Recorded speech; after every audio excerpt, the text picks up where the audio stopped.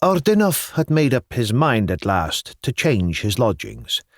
The landlady with whom he lodged, the poor and elderly widow of a petty functionary, was leaving Petersburg for some reason or other, and setting off to a remote province to live with relations before the 1st of the month, when his time at the lodging was up.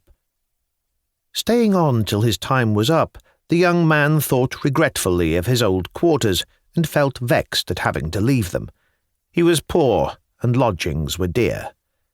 The day after his landlady went away, he took his cap and went out to wander about the back streets of Petersburg, looking at all the bills stuck up on the gates of the houses, and choosing by preference the dingiest and most populous blocks of buildings, where there was always more chance of finding a corner in some poor tenant's flat. He had been looking for a long time, very carefully, but soon he was visited by new, almost unknown sensations. He looked about him at first carelessly and absent-mindedly, then with attention, and finally with intense curiosity.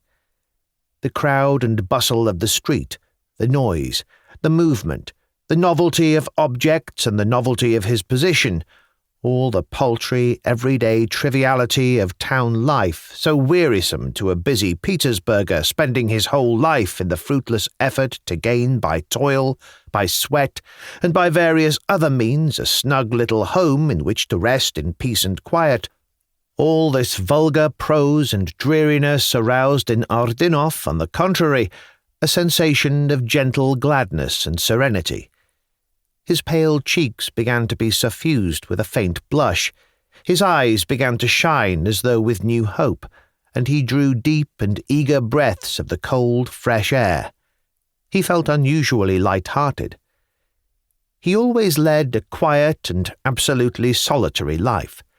3 years before, after taking his degree and becoming to a great extent his own master, he went to see an old man whom he had known only at second hand, and was kept waiting a long while before the liveried servants consented to take his name in a second time.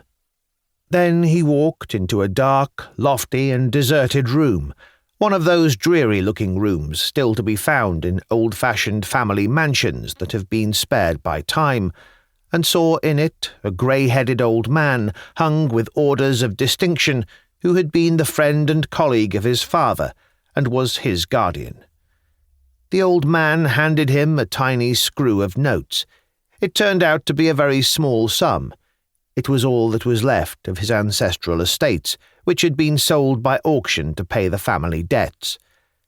Ordinov accepted his inheritance unconcernedly, took leave forever of his guardian, and went out into the street. It was a cold, gloomy autumn evening. The young man was dreamy, and his heart was torn with a sort of unconscious sadness.